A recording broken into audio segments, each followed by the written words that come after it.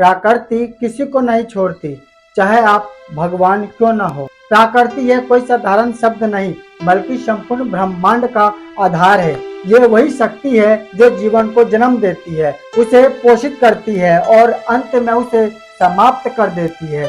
चाहे कोई मनुष्य हो, देवता हो या स्वयं भगवान का अवतार, प्राकृतिक के नियमों से कोई नहीं बच सकता। यह लेख इसी गूढ़ सत्य को समझाने का प्रयास है कि प्राकृतिक का न्याय सर्वशक्तिमान और निरपेक्ष होता है। प्राकृतिक के नियम अटल और अटूट। प्राकृतिक के नियम समय, स्थान और जाति पाति से परे है। ये नियम न किसी पक्ष में है न किसी के विरोध में है। जैसे गुरुत्वाकर्षण का नियम हर किसी पर समान रूप से लागू होता है, वैसे ही कर्म, समय, जन्म, मृत्यु, परिवर्तन और विनाश, ये सब प्राकृतिक के वो नियम हैं जो चाहे देवता हो या दानव उनसे नहीं बच सकता। राम और कृष्ण अवतारी पुरुष भी बंधे प्राकृतिक के नियमों से। भगवान राम और कृष्ण को भगवान विष्णु का अवतार माना जाता है, फिर भी उन्होंने जीवन में सुख दुख, अपमान, वियोग और मृत्यु सब कुछ सहा। राम जी को ही ले लीजिए, वे मर्यादा पुरुषोत्तम थे, लेकिन उन्होंने 14 वर्षों का वनवास झेला, पत्नी सीता का अपहरण हुआ और अंत में उन्हें अपनी ही पत्नी को समाज के दबाव में त्यागना पड़ा। क्या वे ऐसा सब कुछ नहीं टाल सकते थे? हाँ, लेकिन प्राकृतिक के नियम यही थे। अवतार होकर भी उन्होंने मानव जीवन की सीमाओं में रहकर ही कार्य करना पड़ा। कृष्ण को देखिए, एक सर्वज्ञानी, चमत्कारी और योगेश्वर, लेकिन उसका जीवन भी संघर्षों से भरा हुआ था। महाभारत का युद्ध हुआ, कई अपने मारे गए और अंत में वे स्वयं एक शिकारी के तीर से मारे गए। ये प्रकृति का नियम था कि जो जन्म लेता है उसका अंत निश्चित है। भगवान शिव को संहार के देवता कहा जाता है। वे सृष्टि के अंत के अधिपति है, फिर भी उन्हें तपस्या करनी पड़ती है। क्रोध आता है, समाधि लगानी पड़ती है और पार्वती जी को पाने के लिए वर्षों तक तप करना पड़ता है। ये सब इसलिए क्योंकि प्राकृतिक के नियमों से कोई ऊपर नहीं है, चाहे वे स्वयं महादेवी क्यों न हो। प्राकृतिक का न्याय तुरंत नहीं पर सुनिश्चित।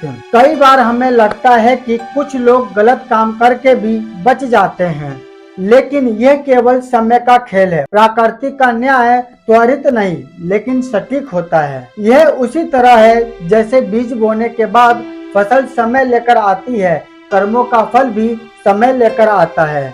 उदाहरण के लिए, रावण महान ज्ञानी था, शिव भक्त था, लेकिन अहंकार और अधर्म के कारण उसका विनाश हुआ। कंस, हिरण्यकश्यप, बानासुर, सबका अंत उनके कर्मों के अनुसार हुआ। कोई भी प्रकृति के न्याय से बच नहीं सकता। मानव जीवन में प्रकृति के संकेत। हमारे जीवन में भी प्रकृति निरंतर संकेत देती रहती है, कभी स्वास्थ्य बिगड़कर, कभी संबंधों में दरार डालकर, कभी मन की अशांति से। ये संकेत होते हैं कि हमने कहीं न कहीं प्रकृति के नियमों के उल्लंघन किया है, जैसे अति भोजन, अति क्रोध, अति कामना, पर्यावरण का दोहन, पशु पक्षियों की हत्या आदि। जब हम प्रकृति के संतुलन को बिगाड़ते हैं तो उसका परिणाम भोगना ही पड़ता है, चाहे वो ग्लोबल वार्मिंग हो या महामारी हो या फिर प्राकृतिक आपदाएं। प्रकृति विनाश भी करती है, लेकिन वे केवल नाश के लिए नहीं, पुनर्निर्माण के लिए करती है। जैसे जंगल में आग लगती है तो बाद में नई हरियाली उगती है, वैसे ही प्राकृतिक बुराई को मिटाकर पुनः संतुलन स्थापित करती है। महाभारत युद्ध के बाद नया युग आया। राम रावण युद्ध के बाद अयोध्या में धर्म की पुनर्स्थापना हुई। यह दिखाता है कि प्राकृतिक केवल दंड देती ही नहीं बल्कि सुधार का अवसर भी देती है।